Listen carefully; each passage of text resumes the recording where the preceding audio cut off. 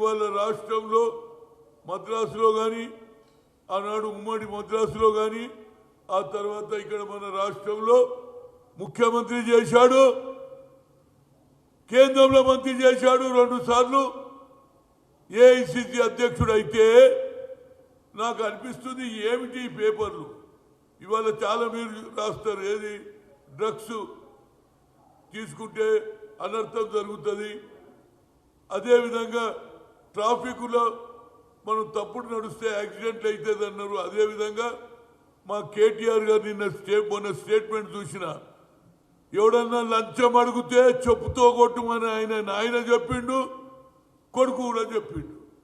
కానీ ఆయన ఎంత నీతిపరుడో అర్థం చేసుకోండి. మీడియా వాళ్ళు ఎందుకు రాయలేదని అడుగుతున్నా. ఇది ఎక్కడిది? ఆనాడు మహాత్మా గాంధీ ఈ దేశ స్వాతంత్రం గురించి కట్టె లేకుండా తుపాకీ లేకుండా పోరాడితే కేవలం మీడియా ద్వారానే ఈ దేశంలో ప్రతి ఒక్కరు కూడా ముందుకొచ్చి త్యాగాలు చేసి జైలుకు వెళ్ళి స్వాతంత్రం తెచ్చినాం. ఆనాడు మహాత్మా గాంధీ అడుగుజాడలు నడిచి. ఇవాళ మీడియా పరిచయం ఏమవుతుందండి? నీతి నిజాయితీ కలిగిన వ్యక్తికి సమాజంలో వచ్చే తరం వారికి తెలియాలి, డబ్బులు ప్రాముఖ్యత కాదు, సర్వీస్, సామాజిక న్యాయం ఒక పక్క.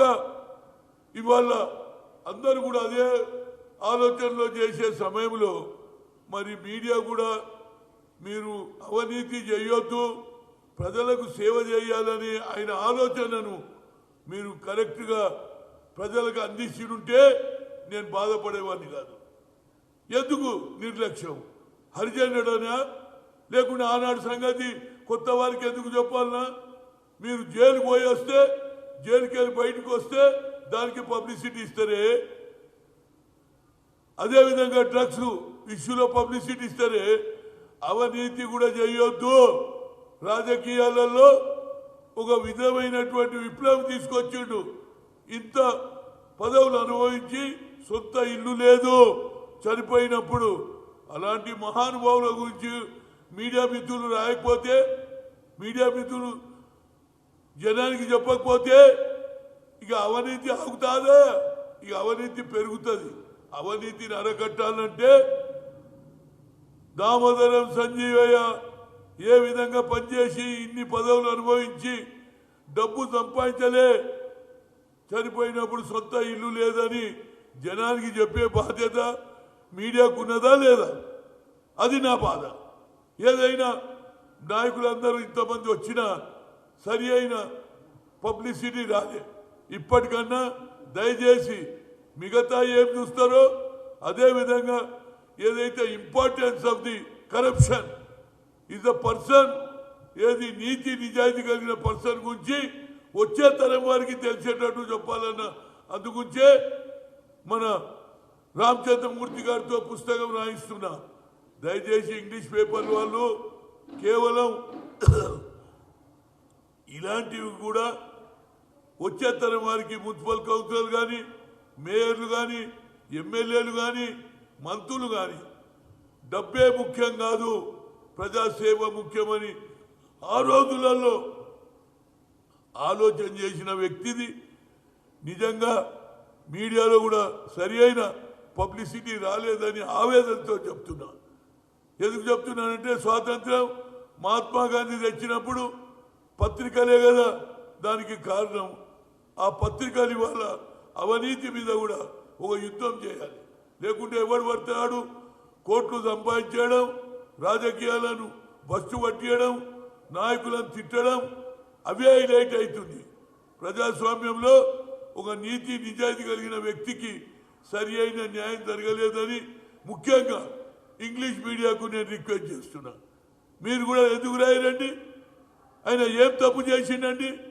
ఇన్ని పదవులు అనుభవించి ఒక్క పైసా లేదంటే అలాంటి వ్యక్తి గురించి వచ్చే తరం వారు, వచ్చే యువకులు, వచ్చే సోదరిమణులకు తెలియాలి కదా ఇలాంటి నాయకులు ఉన్నారని. మీరు ఎరాడికేట్ చేయాలి డ్రగ్స్ అంటున్నారు. అదేవిధంగా మంత్రులేమో, ముఖ్యమంత్రి ఏమో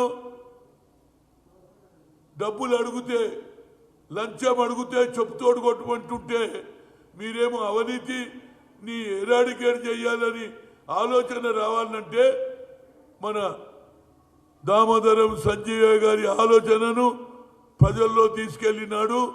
ప్రజల్లో ఒకనాడు కాక ఉన్నాడు మార్పు వస్తుంది, ఆలోచనలో మార్పు వస్తుంది, వాళ్ళ నడవడిలో మార్పు వస్తుంది. బడుగు బలైన వర్గాలకు, పేదవానికి అందరికీ కూడా అరే ఇలాంటి నాయకత్వం చెయ్యాలని ఆలోచన పుడుతుంది. కాబట్టి ఇకనన్నా మీరు దయచేసి ఇలాంటి వారికి సరి అయిన న్యాయం ఏది, news is more important. News చదవకుంటే ఏం తెలుస్తుంది?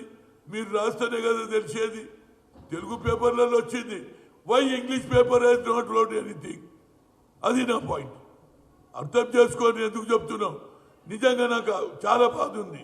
ఇంత పెద్ద మనిషిని అవినీతి లేకుండా ఒక పైసా తినకుండా ముఖ్యమంత్రి అయ్యి ఇన్ని పదవులు అనిపించినా 10 రూపాయలు సంపాదించలేదంటే ఇవాళ రావడంతో ఒక కార్పొరేటర్ కావడం, ఒక మేయర్ కావడం, ఒక జిల్లా పరిషత్ చైర్మన్ కావడానికి కోట్లు సంపాదిస్తున్నారు.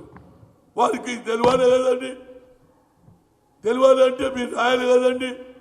అది కాదండి, 2 ఎడిటర్స్ వస్తారు, అదేవిధంగా 2 పిసిసి అధ్యక్షులు వస్తారు, ప్రజాగాయకుడు గద్దరు వస్తాడు, మాజీ మంత్రులు వస్తారు.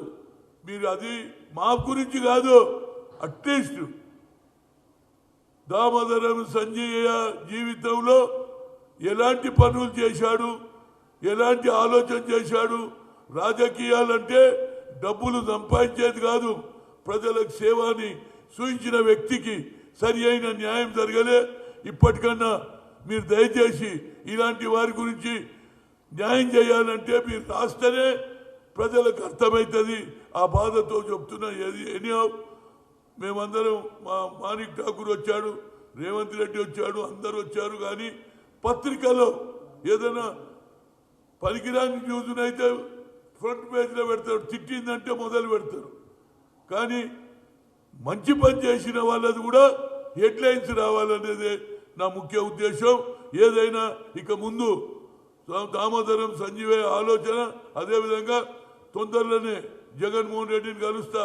ఆ జిల్లాలలో ఏదైతే పేర్లు మార్చాడు, ప్రకాశం జిల్లా చేశారు, ఎప్పుడు వైఎస్ రాజరెడ్డి చేశారు, ఈ రీసెంట్లో ఎన్టీ రామారావు జిల్లా చేశారు, అల్లూరి సీతారామ జిల్లా, అన్నమయ్య జిల్లాలు చేసినప్పుడు కర్నూలు జిల్లాను కూడా దామోదరం సంజీవయ్య జిల్లా చేయాలని జగన్మోహన్ రెడ్డిని కలుస్తాను, మాట్లాడతాం. అదేవిధంగా రాష్ట్ర ముఖ్యమంత్రి గారు సరి అయిన నివాళులు మీరు కూడా అర్పించాలి. అంబేద్కర్కు రారు, అదేవిధంగా సంజయ్ గారు విడిపోయిన వచ్చినావయ్యి, విడిపోయిన వాళ్ళతో నువ్వు చేయగలుపుతలేవా? విడిపోయిన వాళ్ళు వచ్చినప్పుడు వాళ్ళ పెళ్లిళ్లను వాళ్ళని కలుస్తున్నావా లేదా? ఇది అది కాదు. విడిపోయినా చేసినా వారి మంచితనాన్ని వచ్చేతనం వారికి తెలవాలని రాష్ట్ర ప్రభుత్వం కూడా ఆలోచన చేయాలి. మంత్రులు ముఖ్యం కాదు, మనుషులు ముఖ్యం కాదు. మనిషి బతికినంతసేపు ఏం సేవ చేసిండో, ఏది మంచి పని చేసిండో వచ్చేతనం వారికి తెలవాలంటే పత్రికలు కూడా న్యాయంగా రాయాలి. రాస్తేనే ప్రజలకు తెలుస్తుందని మరొకసారి పత్రికా మిత్రులకు వేడుకుంటున్నా, మీ మేనేజ్మెంట్కి వేడుకుంటున్నా, మీ రిపోర్టర్లకు వేడుకుంటున్నా. హాయ్ ఫ్రెండ్స్, మా టుడే టుమారో యూట్యూబ్ ఛానల్ చూస్తున్నందుకు చాలా థ్యాంక్స్. మరిన్ని లేటెస్ట్ వీడియోస్ కోసం వెంటనే సబ్స్క్రైబ్ చేయండి. అలాగే ఈ బెల్ ని కూడా రింగ్ చేసేయండి. మా నోటిఫికేషన్స్ అన్ని మీ మొబైల్లో వస్తాయి. అలాగే మా వీడియోస్ మీకు నచ్చితే లైక్ చేయండి, షేర్ చేయండి, నచ్చకపోతే కామెంట్ చేయండి.